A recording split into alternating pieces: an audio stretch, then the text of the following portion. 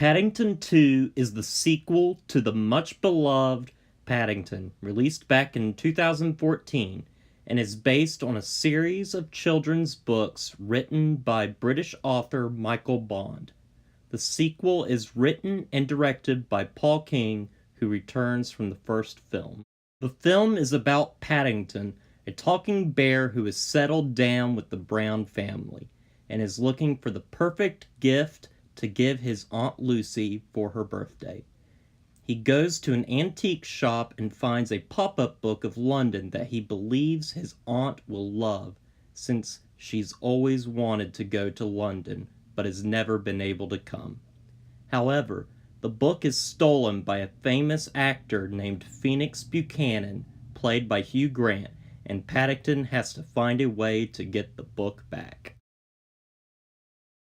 Now, I didn't see the first Paddington back when it came out, and only recently watched it on Netflix before seeing this one, and I wish I had seen it much, much sooner. The first one is so sweet and so endearing, and might just be one of the best family films I have ever seen.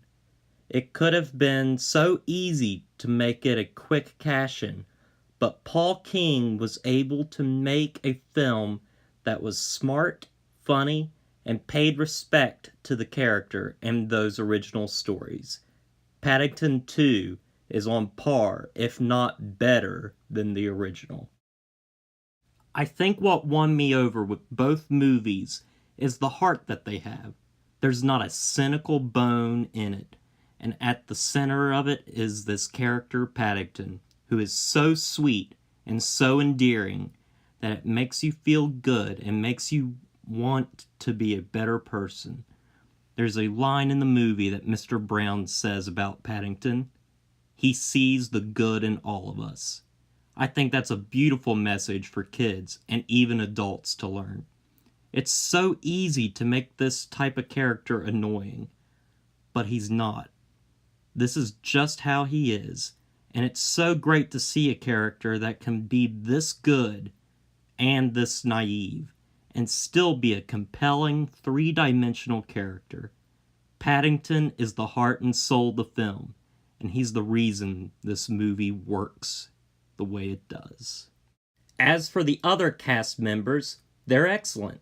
Sally Hawkins and Hugh Bonneville return as Mr. and Mrs. Brown, and they take this material very seriously. There's no time where you feel like these actors are taking this script for granted seriously, and I think that's a testament to the writing and the material. It would be so easy just to be on autopilot in this film, but all these actors seem to be having fun in this movie, including Brendan Gleason, who plays a prison cook named Knuckles McGinty, who has a really fun time and gets a real lot of good laughs. However, the one having the most fun, and the one stealing the show as well, has to be Hugh Grant as the villain. If I could complain about one thing in the original Paddington, it would have to be the villain played by Nicole Kidman.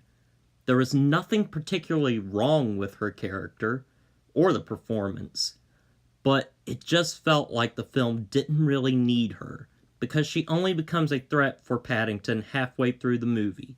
Hugh Grant, on the other hand, is a fantastic and charismatic villain who gets a lot of laughs and a lot of great scenes.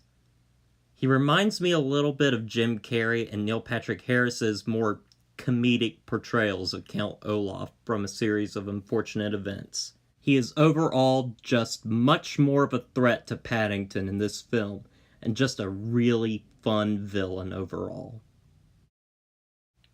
Usually in a children's film, I wouldn't think much of the cinematography, but it is so gorgeous and wonderful to look at, and has a very fairy tale quality to it that makes it so mesmerizing to watch.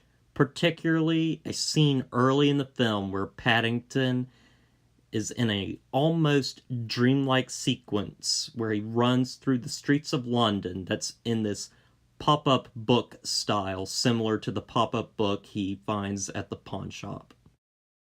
Something really neat, you would never think it, but Paddington 2 has some really great and well-crafted action scenes. There's a particular scene involving two trains that is both very fun and exhilarating. I'd love for Paul King to direct an action movie if he could. He's got this very James Bond-like style in Paddington that I love. I think he really has the talent for it after watching Paddington. I can't believe I've been rambling on for Paddington for this long and haven't talked about its largest strength. Paddington may be the heart and soul of the film, but it couldn't have happened without the excellent voice acting from Ben Whishaw, who just brings all his charm to bring this character to life. He is not the only part that makes Paddington great, though. The team of animators should be proud of what they have crafted.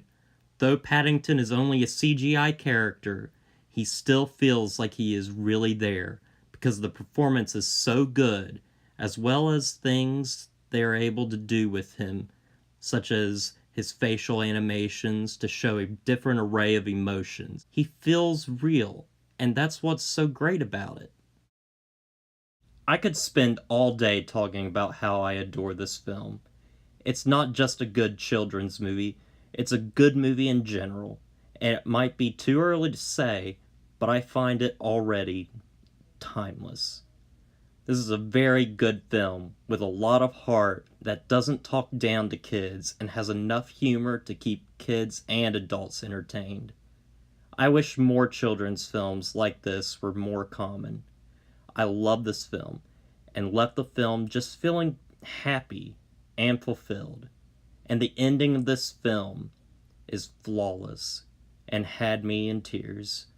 This is a touching and poignant film, and I couldn't recommend it enough. Please go see this film, and if you haven't seen the first one, do yourself a favor and watch it as soon as you can. You won't be disappointed. With all that said, I give Paddington 2 my highest rating of a 10 out of 10. If you liked the review, click the like button below and comment in the comments section, or subscribe. I hope you all enjoyed the review. Thank you.